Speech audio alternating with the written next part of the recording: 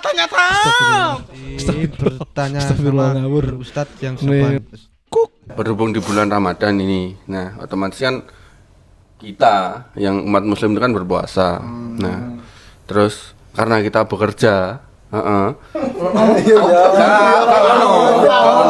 karena kita bekerja, jadi kita kayak ketinggalan sholat raweh, kayak ngono-ngono karena apa? Bekerja kan katanya termasuk beribadah. Betul. Nah, di bulan suci Ramadan. Nah, itu hukumnya gimana Mas kita kerja terus dan ketinggalan pas sholat raweh? Soalnya kayak pasti di tetangga-tetangga kayak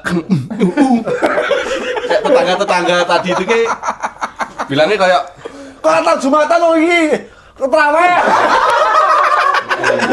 Jumatan ya. Kan biasanya ngono ku to. Iya.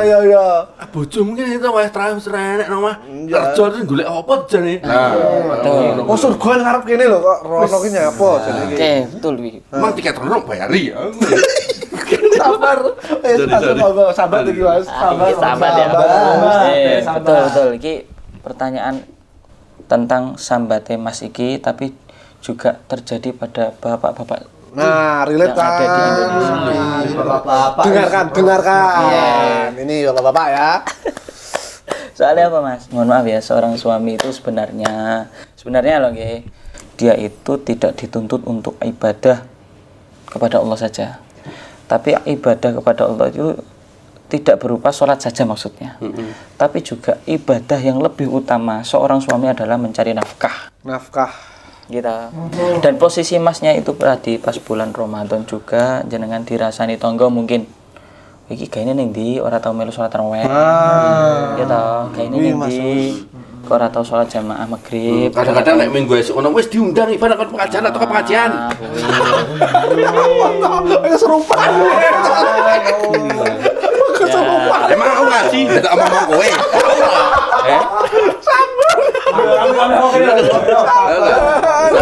Sabar. Kebanyakan ngono kuwi kejadian. Harus diingat pokok intinya suami itu beribadah tidak hanya dengan cara sholat saja. Sholat itu memang wajib dan tidak boleh ditinggalkan. Dan sholat itu bisa dilakukan di mana saja dan kapan saja. Maksudnya kapan saja itu pas waktu duhur ya duhur. Sampai asar ya asar lagi, terus asar maghrib lagi. Dan harus diingat bahwasanya seorang suami itu juga memiliki kewajiban yang lebih utama, apa? Mencari nafkah. Bahkan orang mencari nafkah tersebut mulai jam 3 pagi, paling pulangnya lagi jam 10 malam mungkin.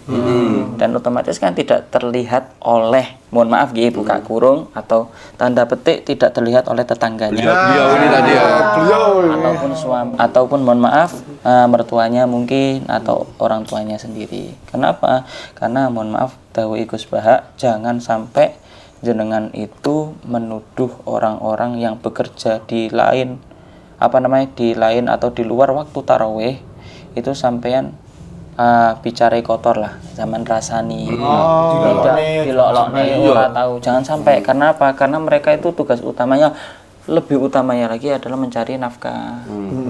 Dan jangan bayangkan aja seorang suami dia pulang mulai jam 3 sampai bahkan sampai jam 10 malam dia tidak laku-laku, ya kan, tidak laku kan, pulang kan bingung. Nah, dan harus husnudzon saja sama seorang tersebut yang bekerja sampai jam 10. Husnudzonnya seperti apa? Oh, dia nyari nafkah. Husnudzon 1, dia mencari nafkah. 2, dia juga melakukan sholat tarawih tapi di luar lingkup kita, luar masjid kita. Apa ngerti tarawih? Pas gaweane bareng karo Sopo ngerti ngedit mbek traweh. Lah, piye carane? Saiki bayangno ya. Wong bakul mercon. Oke. Iya iso lho. Wong bakul mercon kan. Tak terima aja oke cerita. Nah, karungane. Ah, wae wong bakul mercon kan bakulan ya. Ora mungkin to nek iki sok yo iso sebenarnya. Tapi kadang-kadang ditinggal traweh sik terus juk-juk tak tuwil sing bedal traweh ngono kan. Ini kan soalnya yo bagian dari mencari nafkah. Iya. Aku setuju wes, oke. Contohnya kayak ngono. Iya. Nah, Itu konteksnya bagus itu karena membahas tentang kebiasaan yang ada di bulan Ramadan, yakni tarawih. Padahal harus diketahui oleh seluruh masyarakat Indonesia, tarawih itu hukumnya sunnah. Tapi menurut orang Indonesia itu rata-rata, ya orang tahu tarawih gitu.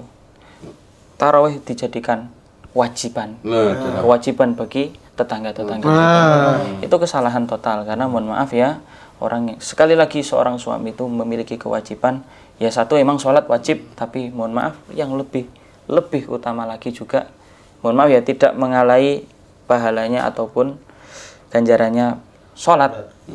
Pahalanya mencari nafkah itu lebih besar lagi.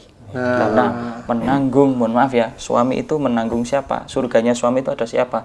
Pertama orang tua, terutama ibu dulu, kemudian ayah. Kalau ibu sama ayahnya sudah selesai dinafkahi, istrinya.